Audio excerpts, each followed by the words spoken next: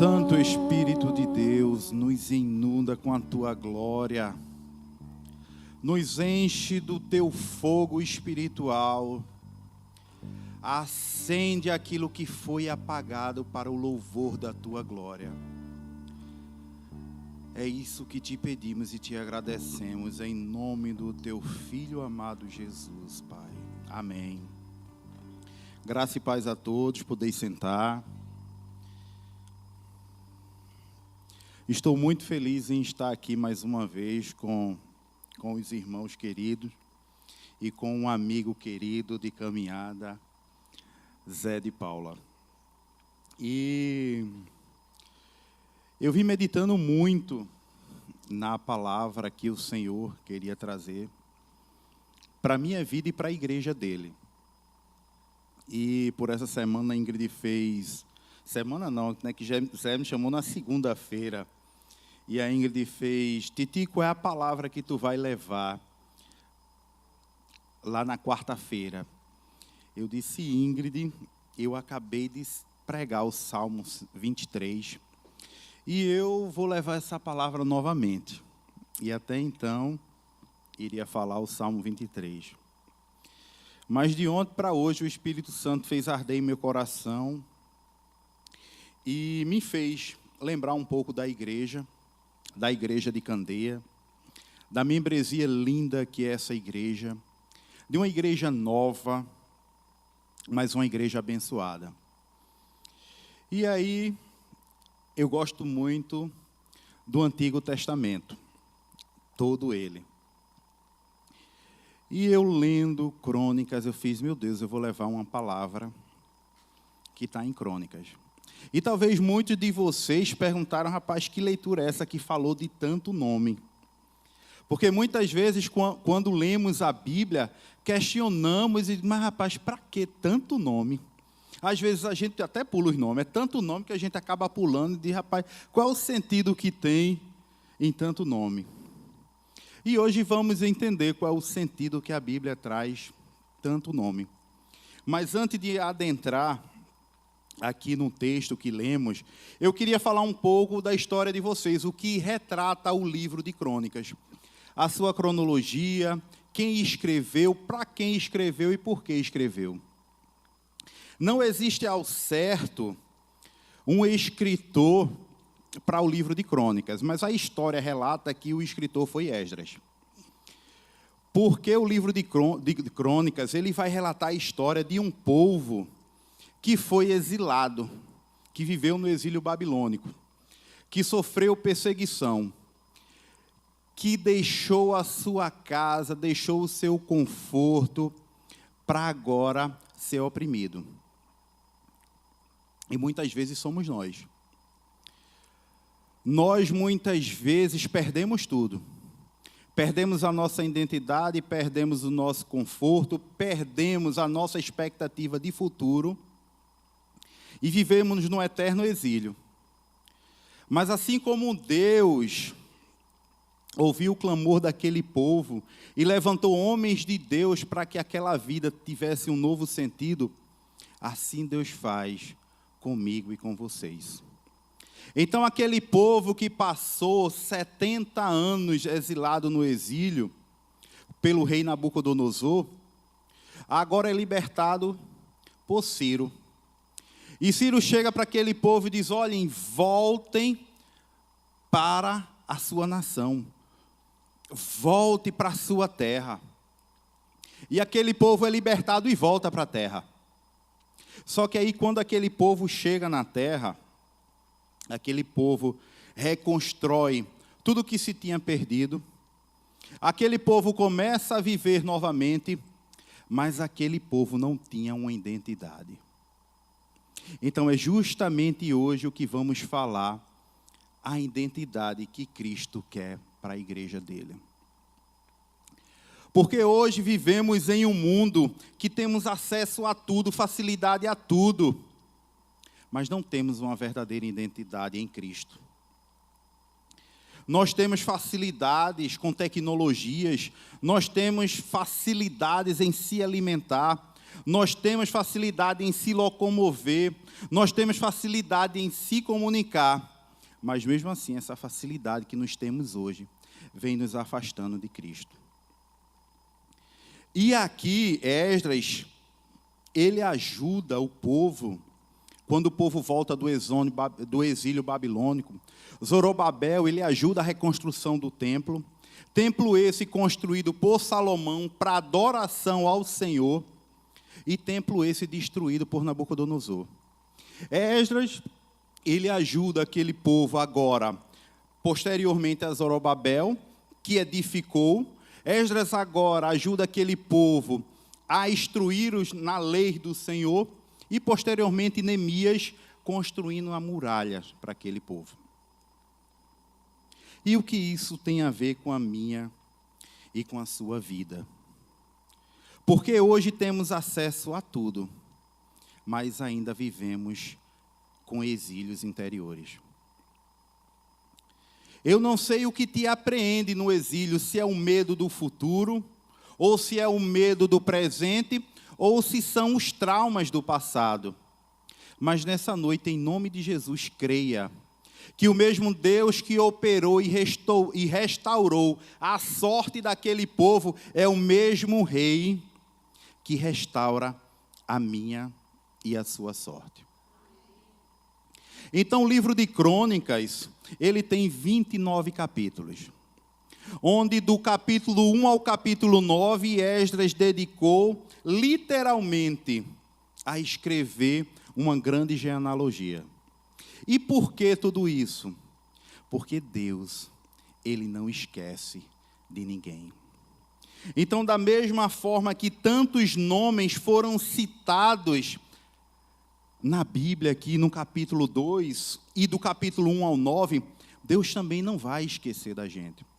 Porque por muitas vezes nós achamos que Deus se esqueceu de nós. Porque por muitas vezes sonhamos os sonhos que não é o sonho de Deus. Então essa genealogia, tanto falada aqui, é para te dizer, olha, eu não esqueço de ninguém.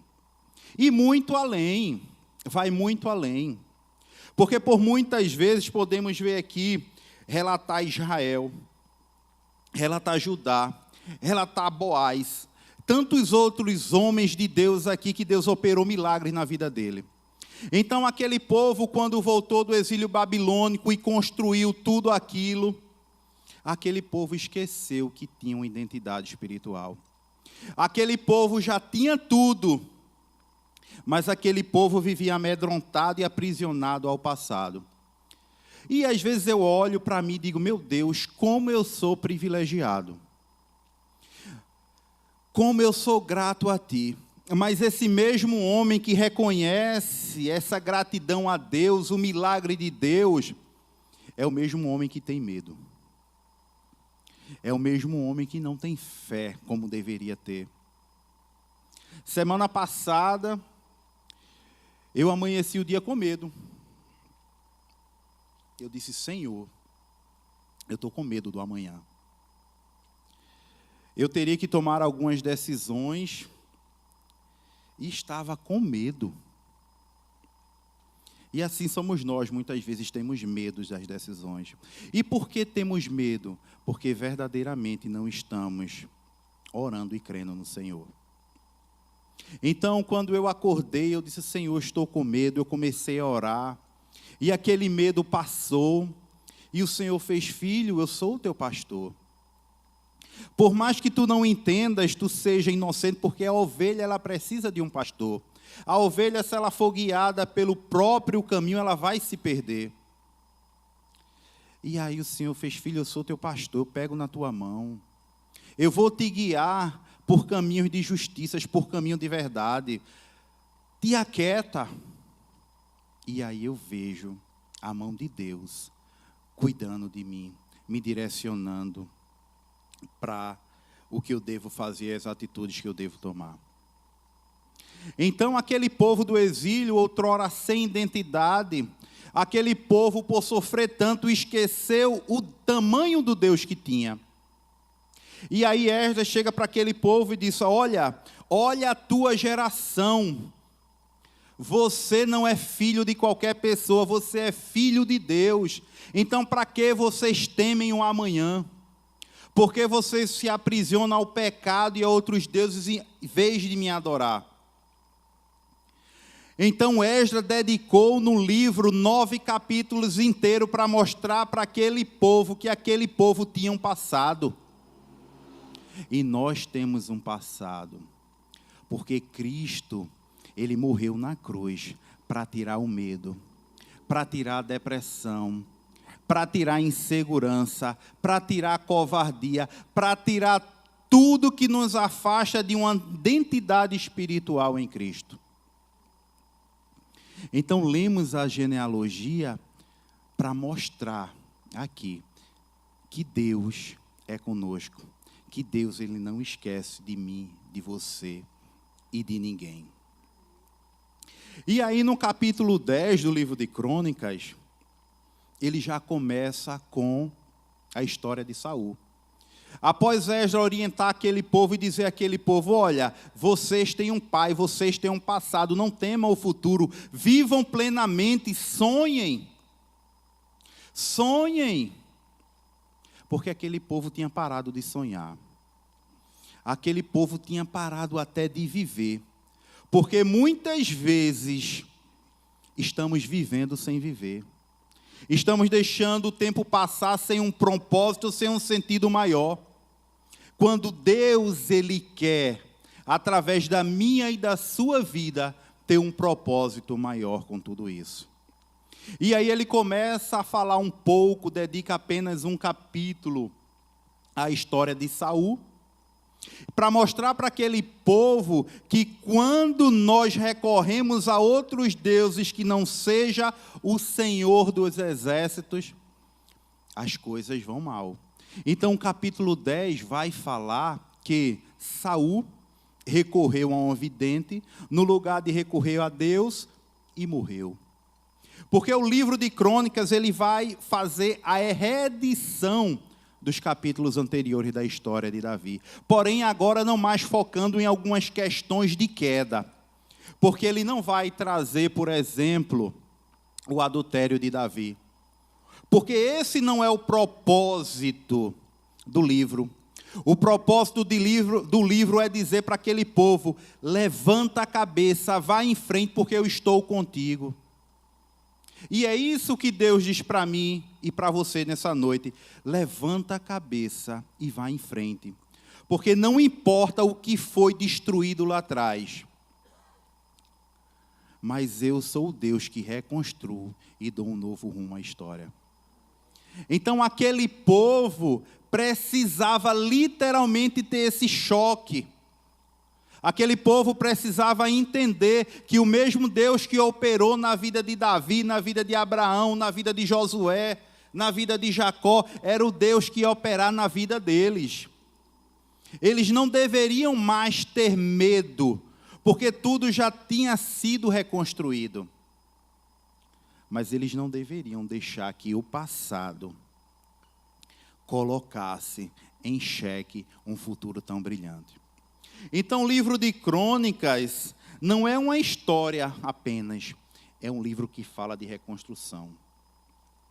É um livro que fala de um povo que esqueceu das suas origens.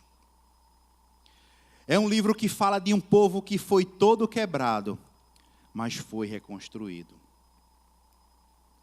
Então, meus queridos irmãos e irmãs, que creiamos nesta noite que o mesmo Deus que deu alegria àquele povo, que tirou aquele povo do exílio, é o mesmo Deus que vai fazer nas nossas vidas. E aí, vamos entrar verdadeiramente agora na história de Davi. Porque do capítulo 11 ao capítulo 29, o livro de Crônicas, ele vai trazer as maiores lições que devemos aprender com Davi. Porque ele queria mostrar para aquele povo que existia um modelo de reinado próspero. Porque Davi, mesmo em meio a quedas, mesmo em meio a deslizes, Davi ele se arrependia, Davi ele orava, e Davi ele era posicionado e colocado como um homem segundo o coração de Deus.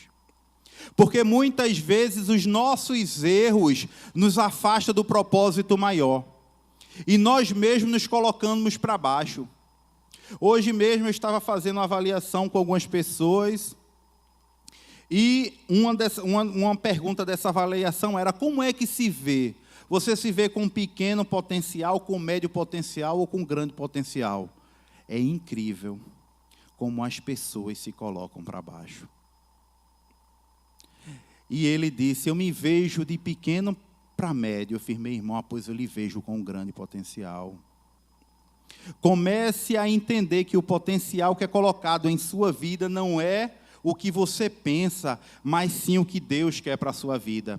E quando a gente entender verdadeiramente que temos um potencial enorme, imensurável, porque não é sobre nós, é sobre Deus, nós vamos colher frutos excelentes.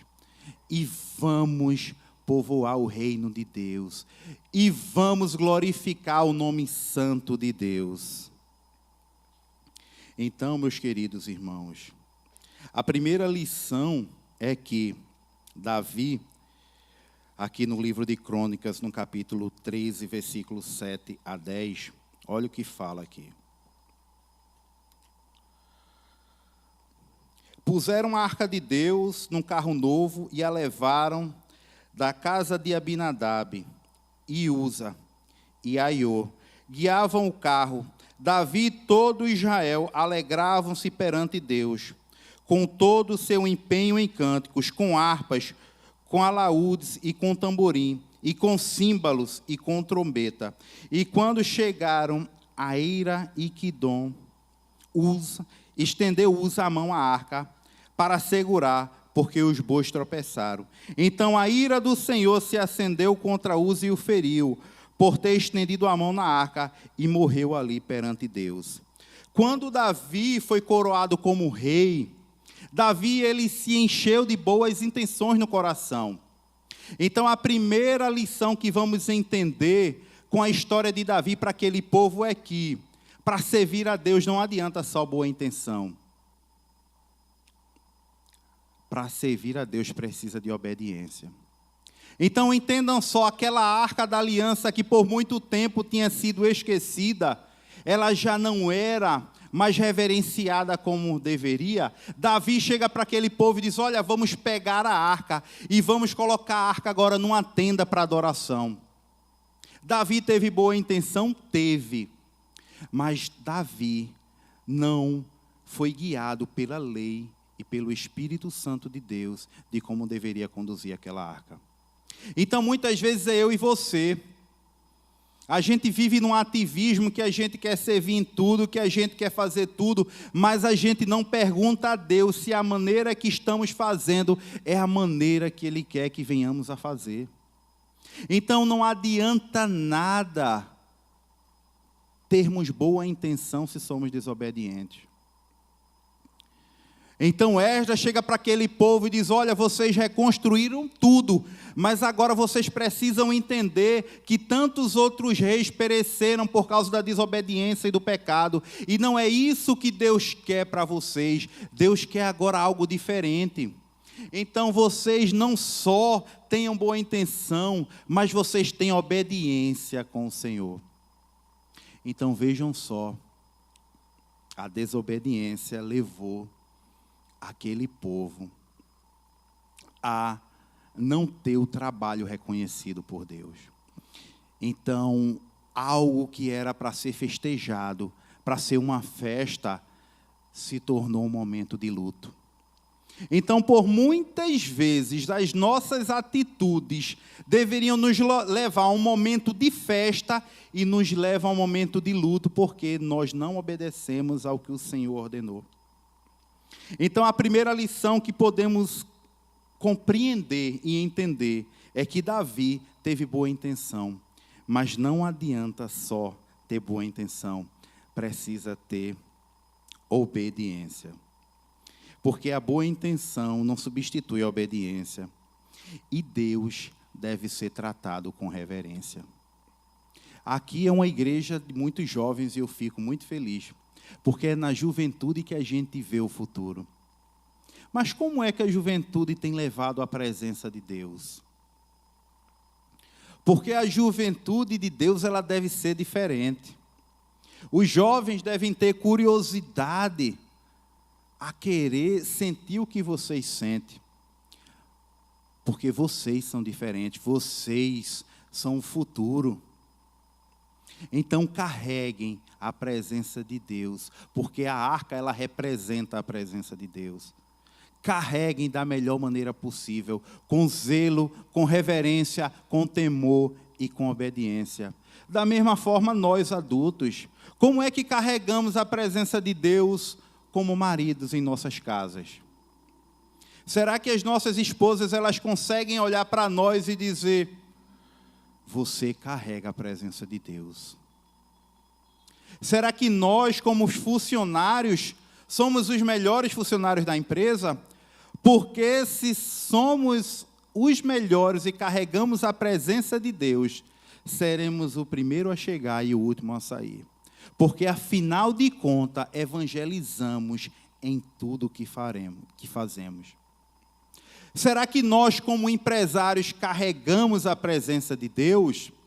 Será que os nossos funcionários olham para as nossas atitudes e dizem: Jesus no seu lugar faria o mesmo? Então devemos carregar a presença de Deus com muita reverência. Porque onde existe a presença de Deus, existe adoração ao Senhor. E se você carrega a presença de Deus, quando você entra no lugar, o lugar se torna diferente. Porque as pessoas vão querer entender e saber o que você carrega. Só que Davi, graças a Deus, ele entende. Lembra que eu falei que Davi, ao mesmo tempo que ele caía, ele reconhecia? E aí vamos ver aqui em 1 Crônicas 15, 2... Então disse Davi: ninguém pode levar a arca de Deus senão os levitas, porque o Senhor os elegeu para levarem a arca de Deus e servirem para sempre. Automaticamente, quando Davi erra, Davi se ajoelha e diz: Senhor, me perdoa. Davi ele não ficava terceirizando e lamentando o pecado, porque por muitas vezes nós queremos justificar para Deus os nossos pecados e não aceitamos as consequências. E Davi era diferente. Davi, ao mesmo tempo, na mesma velocidade que ele caía, ele orava a Deus, se humilhava, para que agora não fosse mais a vontade dele impetrada, e sim a vontade do Senhor. Então, mesmo Deus que levantava Davi das quedas, é o mesmo Deus que nos levanta de nossas quedas. O mesmo Deus que perdoou a Davi de todos os pecados, é o mesmo Deus que nos perdoa dos nossos pecados. Então, assim como aquele povo que precisava ter uma identidade obediente, que eu e você venha entender que devemos ser obedientes e devemos levar a presença de Deus com muita reverência. Só que Davi, quando ele estava com aquele povo, preparando lá aquele povo para louvar e engrandecer ao nome do Senhor, preparando aquele povo para a construção do templo, preparando aquele povo para servir a Deus, Davi ele não só se preocupava com estruturas, Davi ele se preocupava com adoração. Em Crônicas 16, 29, vai falar: tributai ao Senhor a glória devida ao seu nome, trazei oferenda e entrai nos seus átrios, adorai ao Senhor na beleza da sua santidade. Davi entendeu que um povo próspero é um povo que sabia adorar ao Senhor. Davi entendia que a adoração ao Senhor estava acima de qualquer coisa. Então, que eu e você entenda que para termos identidade espiritual, precisamos adorar o Senhor na beleza da sua santidade. E santidade é separação do mundo e se aproximar do que é santo. Porque o mundo, em todos os momentos, eles lançam os anzóis para sermos fisgados. Mas nós não devemos olhar para o mundo. Nós devemos olhar para Deus. Porque quando entendemos que verdadeiramente somos filhos de Deus e somos feitos para o seu louvor e a sua adoração, a nossa vida vai ser consagrada ao Senhor. Então não existe espiritualidade, uma identidade espiritual, quando eu e você não entendem o que é adoração. Adoração é obedecer à lei do Senhor. Adoração é literalmente estar junto ao Senhor, querer estar perto do Senhor, ter respeito à presença do Senhor, querer mais de Deus. Então Davi entendeu isso. Então Davi, ele conduzia aquele povo à adoração, porque aquele povo, agora para ter identidade, precisava adorar o Senhor. E aí, quando Davi entendeu tudo isso, Davi começa a sua batalha e começa as suas vitórias. Em Crônicas 18:6, Davi pôs guarnições na Síria de Damasco, e os sírios ficaram por servos de Davi, e lhe pagavam tributos, e o Senhor dava vitória a Davi, por onde quer que ele ia. Então, quando entendemos verdadeiramente que carregar a presença do Senhor com reverência, nos coloca num patamar diferente. Quando entendemos que adorar ao Senhor com reverência, nos coloca num patamar diferente. Porque Deus fez isso com Davi. E vai fazer isso comigo e com você. Porque devemos esconder a palavra do Senhor em nossos corações para não pecar contra Ele. Porém, nós somos humanos. E nós temos a tendência de, quando tudo está ok, quando tudo está certo, a gente começa a achar que a gente pode alguma coisa. E aí é onde mora o perigo. Porque por muitas vezes Deus nos coloca em situações difíceis para a gente relembrar quem é Deus. Porque quando está muito bem, a gente esquece de Deus. A gente começa a achar que somos autossuficientes. A gente passa a entender que agora não é mais o poder de Deus, e sim a nossa força, o nosso intelecto, a nossa capacidade. E Davi acreditou nisso.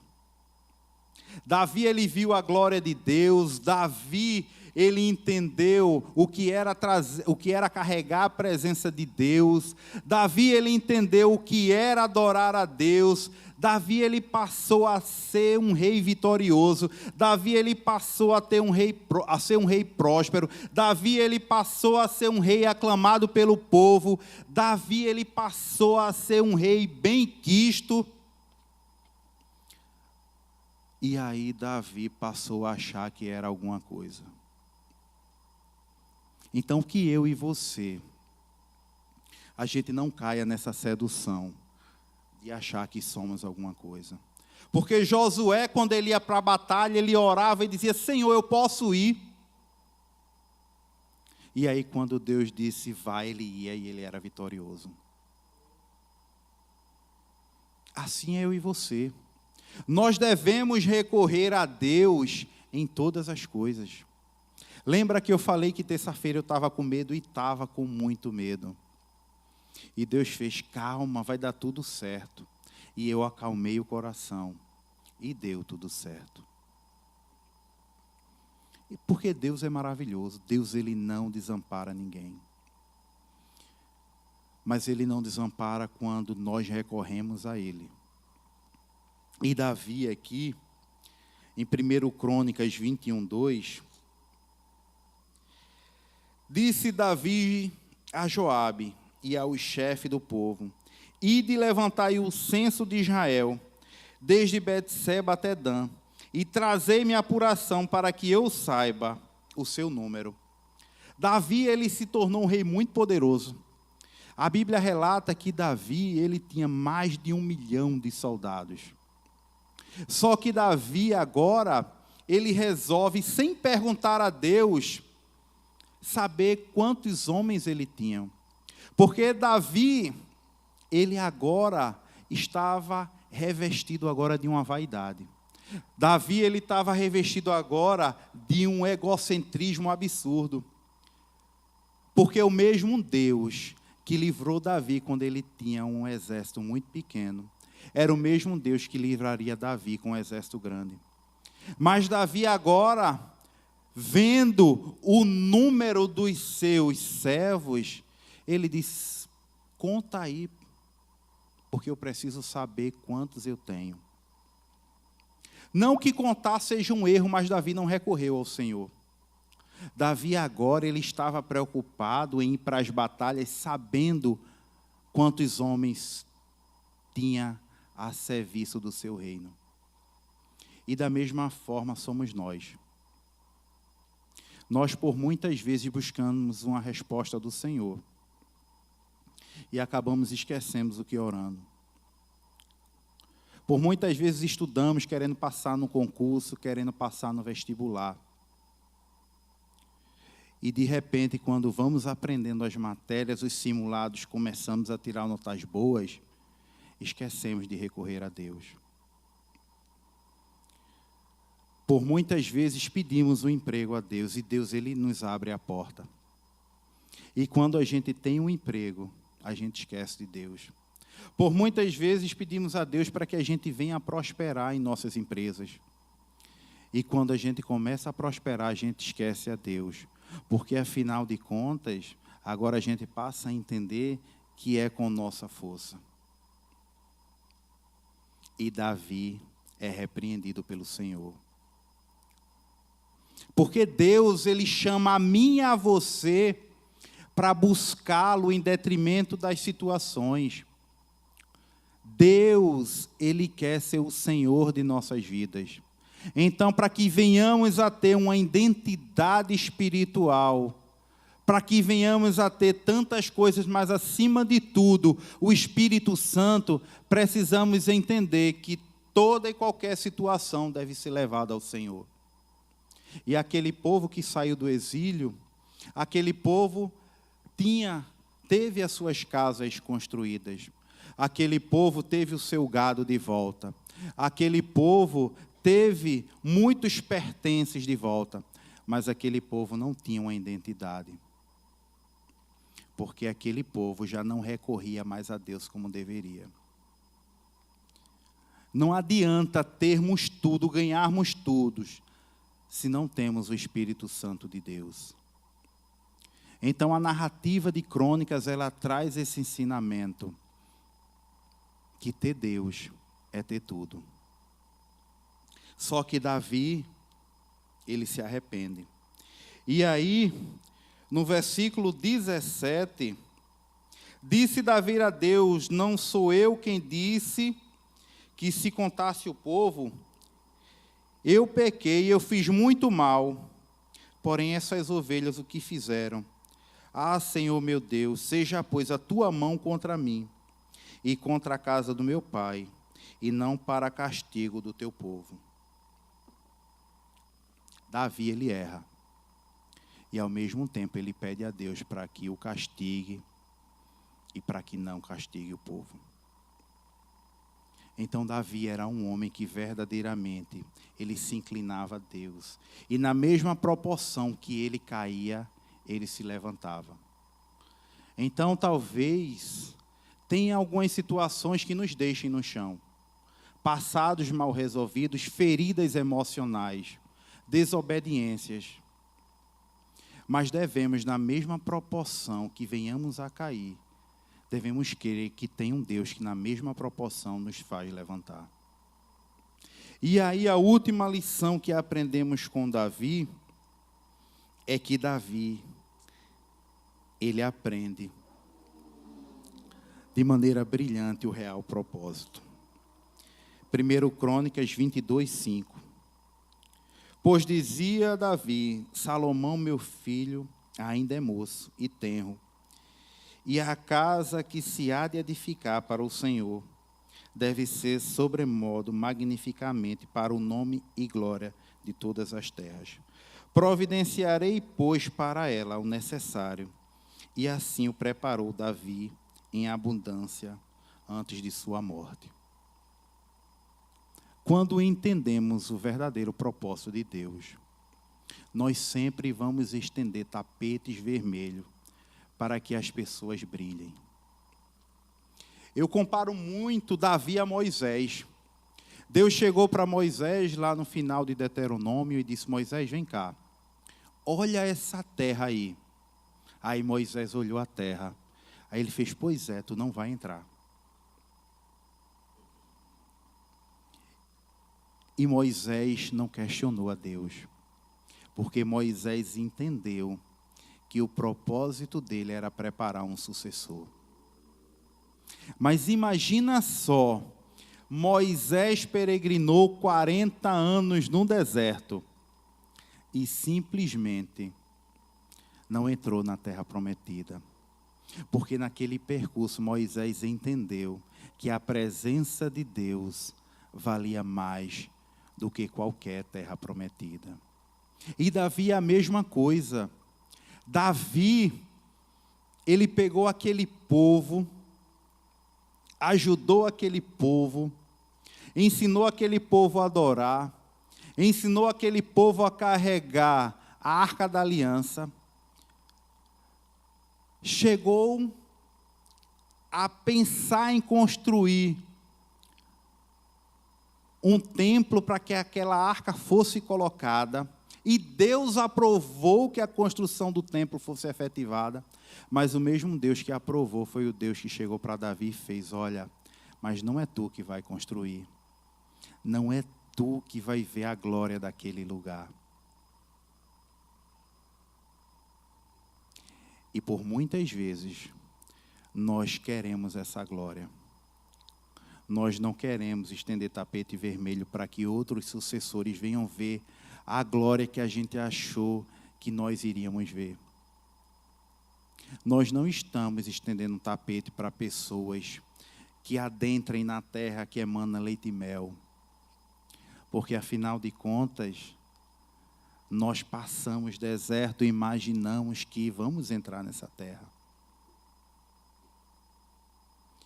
Mas quando nós verdadeiramente entendemos o real propósito de Deus, que é servir ao seu reino, que é literalmente povoar o céu, nós vamos viver incessantemente estendendo tapetes vermelhos para que os nossos sucessores venham brilhar.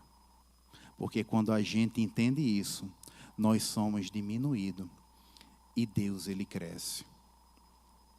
Então o livro de Crônicas, ele traz para aquele povo que outrora não tinha uma identidade espiritual estabelecida, que tinha reconstruído tudo, mas faltava alguma coisa.